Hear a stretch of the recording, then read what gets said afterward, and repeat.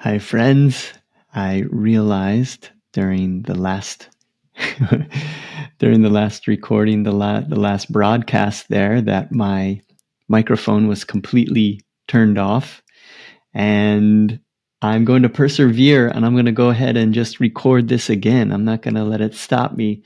I know that there is a lot of magnetism in persevering and not letting things slow me down. This is going to be even better. I'm actually really excited here to record this again. So hopefully there are some of you that are tuning in. This is a series of broadcasts that I am very excited about. This really has me feeling very enthusiastic about making art. And oftentimes in life, we can be questioning what we're doing, or maybe we feel like what we're doing isn't all that important or it's trivial. But after finding these teachings around creating art from a superconscious state and bringing into manifestation works that come from our higher self, or receiving inspiration or receiving guidance, receiving the answers to our questions, solutions to our problems. This has me really, really fired up around making art. And so I'm looking forward to sharing here tonight with those of you who are tuning in. And I'm going to be sharing from a book called Material Success Through Yoga Principles by Swami Kriyananda. And this is a book that just became recently available on Audible as an audio book. And I put a link in the YouTube channel in the show notes there if you would like to click on that and download that book. It is so packed with so much valuable information and techniques and practices around really drawing to ourselves what we need when we need it in the moment, not feeling that we need to cut any corners or disrupt any of our morals in order to pay the bills, in order to get through life in a way where we are so much more connected with the world around us, in harmony with nature, in harmony with our Dharma. And where there is Dharma, there is victory, as the Bhagavad Gita tells us, that we can be confident that we can move through this life with even-minded cheerfulness, and we can follow our hearts, follow our bliss, follow the clues, follow our intuition. And we can very much apply this to our creative practices as artists. You don't necessarily need to call yourself an artist in order to get a lot out of this conversation that we're going to have this evening. This can apply to any of your creative endeavors, any solutions to any problems that you're looking for. This inspiration can come at will when we know how to summon it. And I happen to be sitting in front of an image of Lord Garuda. And Garuda is known in the Hindu mythology as the messenger of the gods. And he's said to come at the speed of thought, or the speed of light, down into the minds of the hero in the story. So often in the mythologies, right when the hero needs an answer, a solution to a problem, then Garuda appears and provides that inspiration right at the moment when it is needed. So very fitting image for our conversation. And this is something that I've become so fascinated by, learning that there are truly teachings and techniques that we can practice to get better at this, to unlock our creative genius, to be able to work from a place of superconscious inspiration that goes beyond even connecting with the subconscious or the imaginary realms. This is about connecting with our higher self and bringing true inspiration that comes from the higher self into manifestation in this physical world. I'm using this in the Oracle deck that I'm currently working on. This is the way that it's allowing me to move forward with that project. So I'm really very enthusiastic about sharing these with you, these techniques and teachings. I'm not claiming to be an expert. I am just someone who is very enthusiastic about these teachings. And whenever I share and teach, I am forced to really learn it myself. And it's such a faster way for me to learn things when I know that I'm going to be sharing these things with others. So it really helps me to speed up my progress and to more quickly wrap my mind around it when I know that I'm going to be doing a live broadcast around the things that I'm going to be sharing. So it helps me out a lot.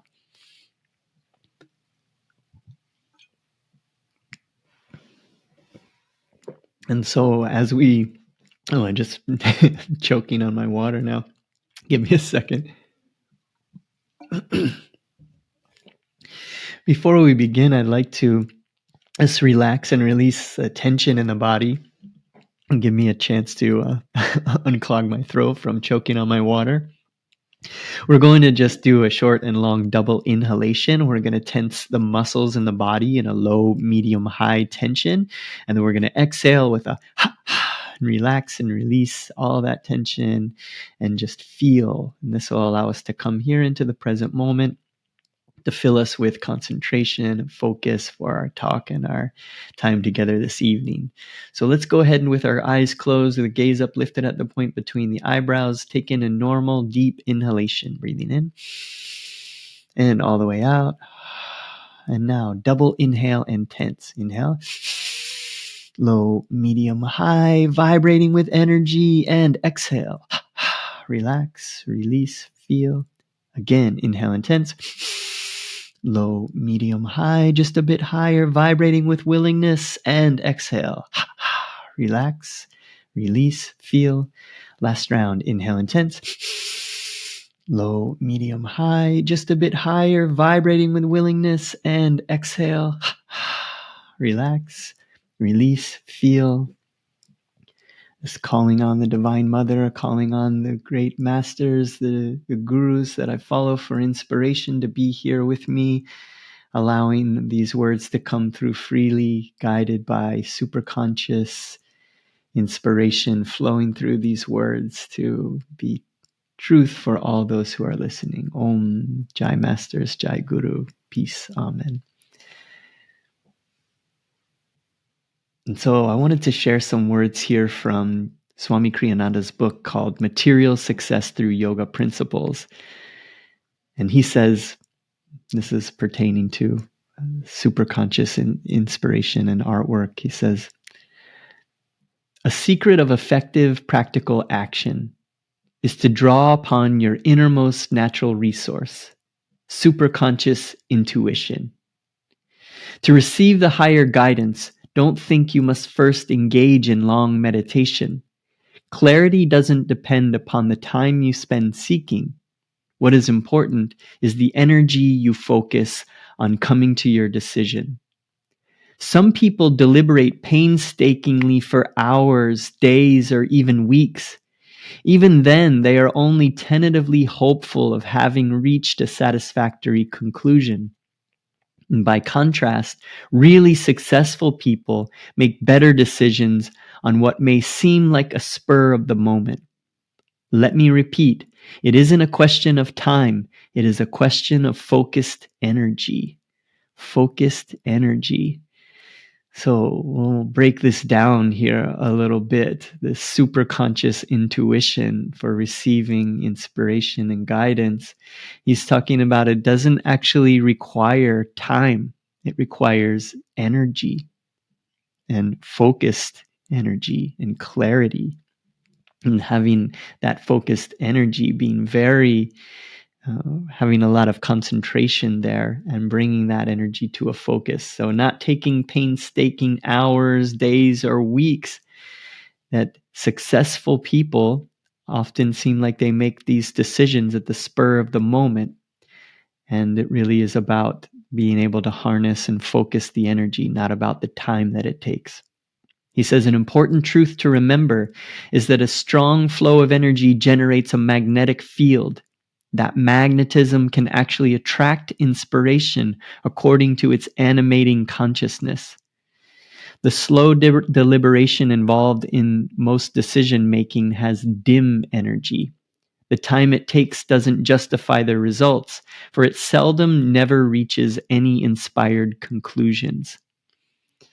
So he's just saying again that it doesn't take time, and sometimes even these when we think that we need to take time, we need to deliberate, that there is only a dim energy around that, and that doesn't actually result in a better solution or an inspired conclusion. It seems to go against everything that we think we know here. And Paramahansa Yogananda said, inspiration can be controlled by the will. There is no excuse for the dry spells that are often experienced by artists, writers, and composers. The intuitive faculty is with us always. We have only to submit it in the right way with an uplifted attitude. Wow, some words from the fully awakened master, Yogananda, saying that there is really no excuse for us to be creatively blocked. That this is always flowing to us, that this creative intuition is a faculty that is always available. It is really the block that is there is really our lack of clarity, our lack of focus, our lack of having the right attitude. And here saying we have only to submit it in the right way with an uplifted attitude. So here we're talking about what is that right way? What is that right way that we submit our demand to the superconscious to receive it, and having this uplifted attitude? And Swami wrote, and this is around that attitude. He said, the way to approach the question is with what I call solution consciousness. To approach anything with this consciousness, give only minimal consideration to any difficulties confronting you. Know rather that the solution is there already, simply awaiting your recognition. First, then, form in your mind a clear idea as to what kind of solution you want. Don't ask vaguely for an answer. At the same time, don't pray in blind hope that some sort of answer will appear. Rather, tell your superconsciousness specifically what you want. So much in that. And here, approaching it with solution consciousness, knowing that the solution is there already and it's simply awaiting your recognition. So we're just looking to realize and recognize that answer that wants to come to us, that is there for us. So this is the solution consciousness that he's speaking of, having that right attitude. And first, then form in your mind a clear idea as to the kind of solution that you want. And I know for myself, I notice that I can get very distracted. I often am thinking about so many other things where I say I'm sitting down to do my work for the day.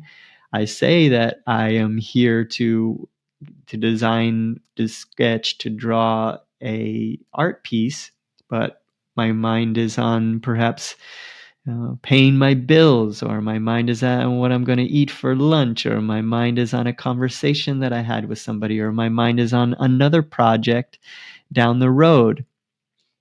So the idea is that we want to get very clear, very focused here in the moment. Meditation practice helps us to find that calmness, and also that focus and that concentration allows us to concentrate our mind single pointedly at one thing. So notice that when you sit down to do your work and you're calling on inspiration for your work, notice if your mind is on many different things at that same time, and that is going to be the reason why you are blocked. When you're really in the flow, you're not thinking about other things. You're focused on what you're doing in the moment. And this is really the key, is to really have that clear mind as to the solution that you want. So if you're asking for a melody for a specific feeling, or if you're asking for a vision of a specific image or an idea for a painting or for a poem or for a story that you're writing, if your mind is very clear of what you want, holding that up, and then knowing that that is right there for you, awaiting your recognition. And at the same time, he says, don't pray in blind hope that some sort of answer will appear. Rather, tell your superconsciousness specifically what you want. This is being very specific, being very clear, telling your superconscious what you want, and then knowing that it is right there waiting for your recognition. He says, let your mind flow forward, completely confident that the inspiration you want stands before you, its arms outstretched, waiting. This is faith, faith that requires an unhesitating commitment to energy. He says here again, it takes energy. I repeat, not time and deliberation to arrive at solutions that work. Know that to practice decision making, first withdraw into your center in the spine. So he's talking about the astral spine, withdrawing yourself and withdrawing your consciousness into the spine. Let nothing outside you sway your deliberation. From that rod of inner balance, try to sense a direction that will somehow express the whole spectrum of whatever is involved. So sensing within you that which will express the whole spectrum of what you're asking for. He says, next, focus your mind deeply at the point between the eyebrows. Lovingly demand there an answer to your question. Make the demand with solution consciousness in the full expectation of receiving an immediate answer. This is wonderful to know that this is available to us, that we can lovingly demand the answer to our questions.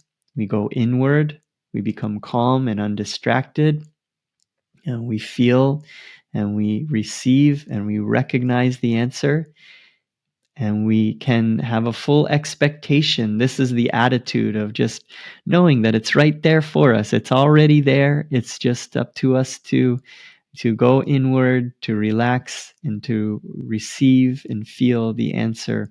He says, don't say, for example, here's my problem. What on earth can I do about it? Say rather, I need an answer, and that answer is. And then holding ourselves to feel what the answer to our question is right there in that moment, knowing that it's right there. He says, await the answer with instant expectation. The answer, if your demand is made with one-pointed faith, will appear instantly and clearly in your mind. More is involved after that, certainly. For one thing, you will need to know whether the answer that comes is the right one, and not one that is concocted by your imagination. And so Swami actually has a whole practice there for learning how to tell the difference between higher and lower inspiration.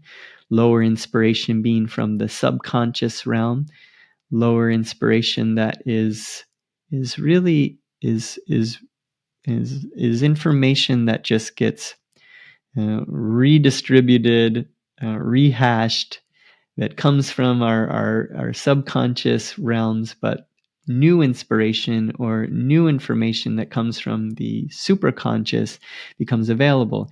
And I'm not saying that it is a bad thing to connect with your subconscious to make art. It's a very valid way to bring beautiful imagery into this world. And if that's something that you do and that you're interested in doing, feel free to do that. But I'm speaking here about wanting to connect with the higher self, to follow your Dharma, to bring in works that are making this world a more beautiful place by allowing the divine to flow through us as channels for divine inspiration. that comes from the highest place, that comes from the primal force of all creation, that we can become channels in this world to make this world a more beautiful place through the work that we're doing.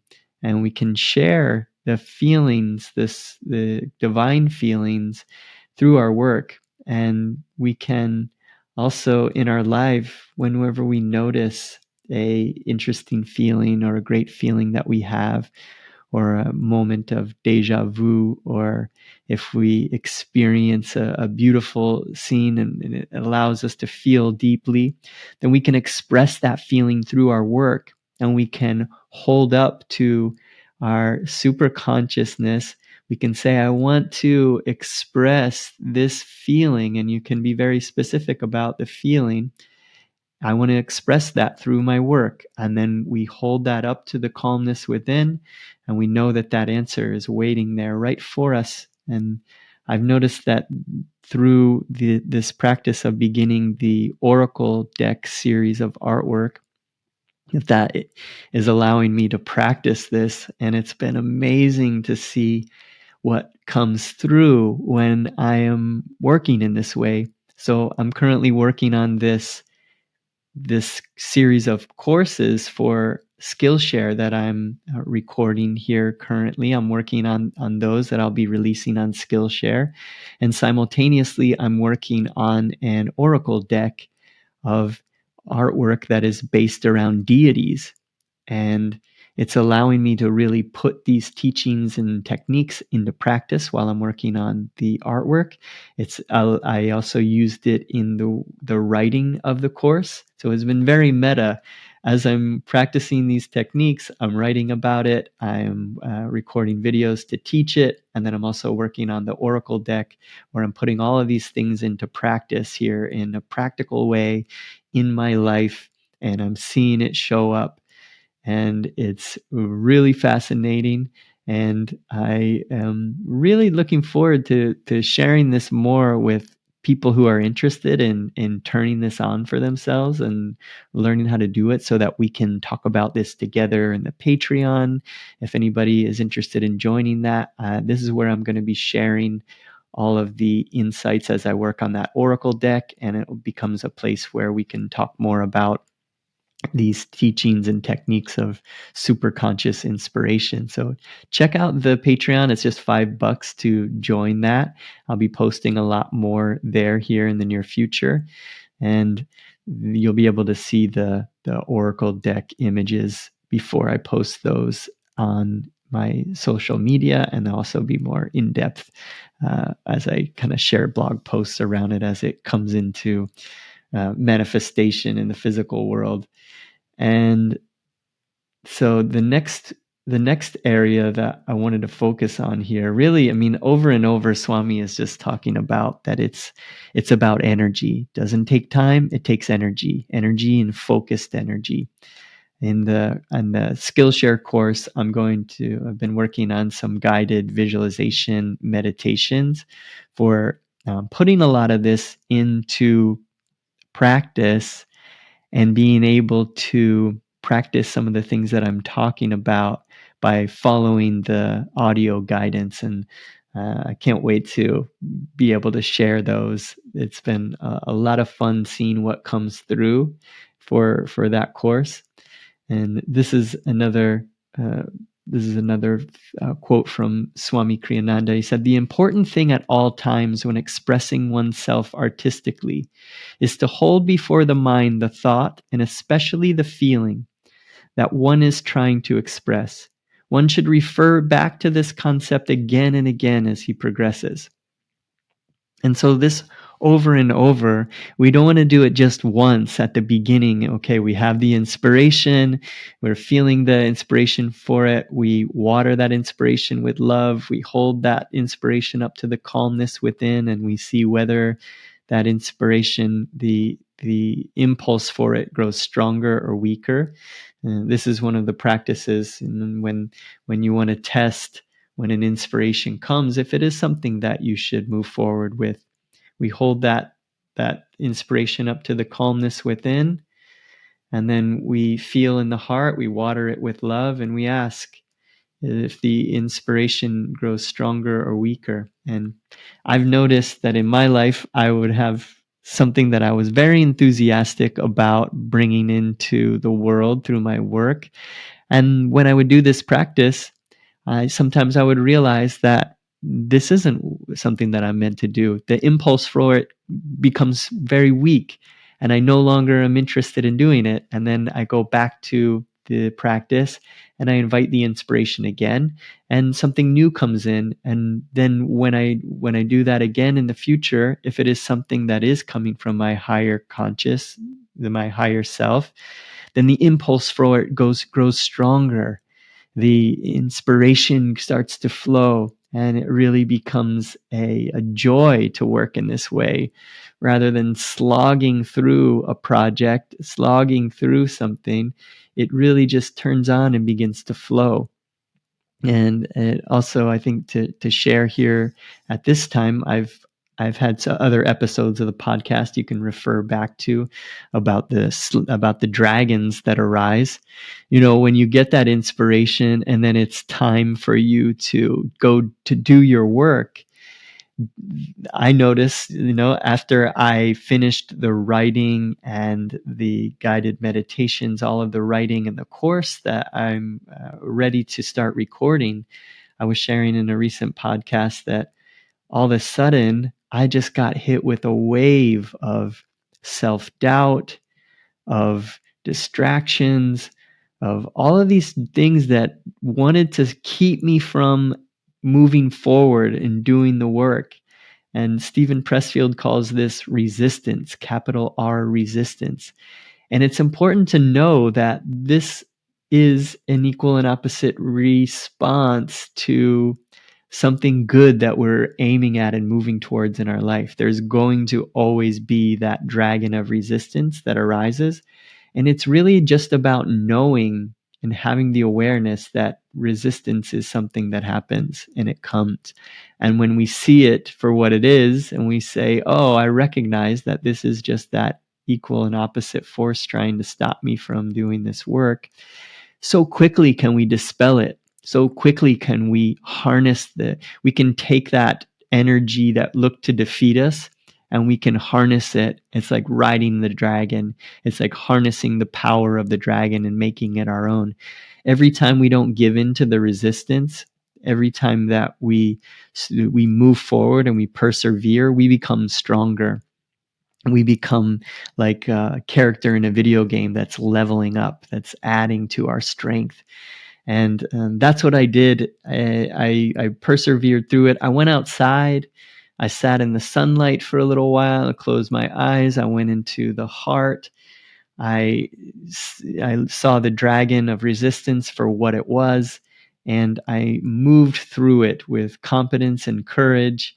I knew that I was the hero in the story, and that I had a noble intention to do good for the world through my work.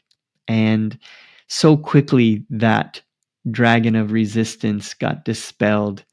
And it'll feed you so many lies. It'll try to be so tricky in the way that it tries to convince you that you're no good, that nobody cares about what you're doing, that it's not going to work, it's not going to be successful, it's too crazy, it's too far out. And all the things that it comes and tries to lie to you and tell you, they're not true. And if you just keep persevering and you recognize the dragon for what it is, you can move through and harness the power of that dragon. And this is just so much of a fascinating study. And I am so happy to be learning these things and to be sharing them with those who are interested. And I'm going to continue to keep exploring this and sharing each week what I'm learning, and so that we can really learn to become uh, channels for our inner muse, our higher self, our inner guide, whatever you want to call it. I connect with my guru Paramahansa Yogananda. I see him as my guide, as my inspiration, and he comes to me in so many different ways. It's this way of beginning to see this inner guide that you have as your dearest friend who cares so much about you and is always there to offer you creative inspiration and to really develop this friendship, this relationship with yourself so that we can live even minded and cheerful, so that we don't have to become afraid and we can really live life with even minded cheerfulness and to not become blocked and not be afraid of becoming blocked, not be afraid of our minds.